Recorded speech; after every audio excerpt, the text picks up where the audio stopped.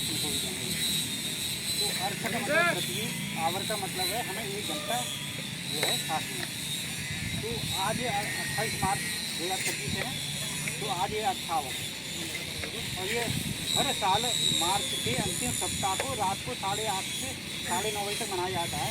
मान लो आपको कभी याद न रहे और कोई ना आए आपके पास, तो ये याद रखना कि मार्च में शनिवार के जो लास्ट सैटरडे है उस दिन आपको ऊर्जा की बचत करनी है।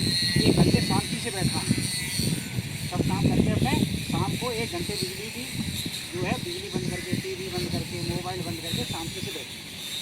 उस ऊर्जा का बचाने का मतलब ये क्या है कि इसका जो कंसेप्ट है ये है कि ऊर्जा बचाने का अर्थावर मना करके कि जो कोई भी चीज़ जलाते हुए धुआं निकलता है, तुम जानते हो गाड़ियाँ खड़ी हैं ये सब खड़ी हैं, तो डीजल, पेट्रोल, बिजली, कोई चीज़, कोयला जलना या गैस जलना, तो ये सबसे क्या होता है जब भी कोई चीज़ जलती है तो क्या गैस निकलती है? Carbon dioxide.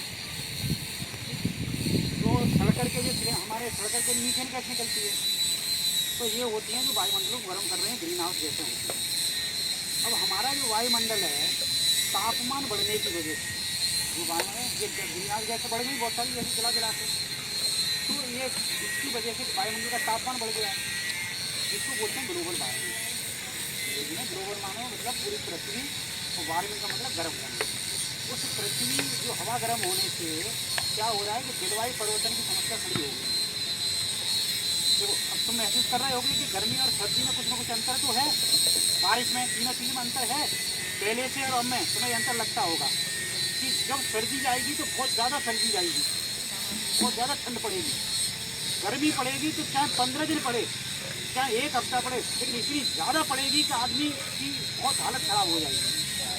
इसी तरह बाढ़ का हो गया है, सूखा का, बारिश का, तो बाढ़ हो गई तो बारिश ज़्यादा बादल बढ़ जाएंगे तो बाढ़ की स्थिति बहुत ज़्यादा भयंकर हो जाती है, या फिर बढ़ते गए तो वो सूखा हो जाती है। उसका पीछे कारण है कि तापमान का जो डिफरेंस और तापमान बढ़ने के कारण हमारा जो बादलों का जो संतुलन है, जो डिस्ट्रीब्यूशन होने का, कि सब जगह जाना चाहिए ना बादल, धीरे सब जगह बराबर बारिश जैसे होना चाहिए, तो वो जो फेल हो रहा है, मतलब चेंज हो रहा है धीरे धीरे।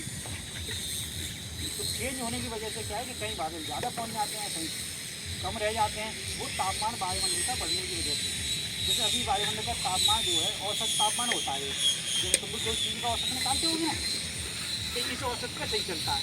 मान लो कोई गाड़ी है, कभी तेज चलाई धीरे चलाई, लेकिन उसका औसत बराबर एवरेज में आ गया, तो इसका मतलब ठीक चल रही है। तो ऐसे ही वायुमंडल तापमान का क्या हुआ, जब तक केला खाएं, तापमान से केला खाएं, केला बढ़ गया। और किसी चीज़ का तापमान बढ़ना, तुम भी जानते हो, मशीनों में काम करते हो, तापमान बढ़ना मतलब वो खतरनाक होता है कि कभी भी कोई भी चीज़ फेल हो सकती है।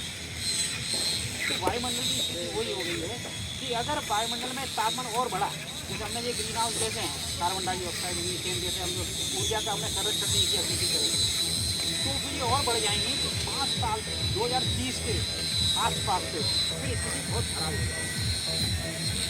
तो हमें यही समझ में नहीं आएगा कि ये बीमारी क्यों बढ़ रही, ये सूखा इतनी पड़ गई, फसल ही नहीं हो पा रही, या बाहर पानी बंद ही नहीं हो रहा, सब बह गया, बंद पानी बंद हो नहीं हो, लेकिन इतना बरसेगा कोई एक बार में बह जाएगा, चाहे 2 दिन बरस जाए, चाहे 1 दिन बरस जाए, तो इतनी ज़्यादा बारिश हो जाएगी कि वो सब तबाह हो जाएगा। तो ये स्थिति जो है हमारे ग्लोबल वार्मिंग जो हम मना रहे हैं, तो आप लोगों को याद रखना है कि जब कोई भी ईंधन जब जलता है, तो जैसे मान लो 1 लीटर डीजल गाड़ी खड़ी है और हमने चलती छोड़ दी, तो 1 लीटर से 30 किलोग्राम कार्बन डाइऑक्साइड निकल जाती है।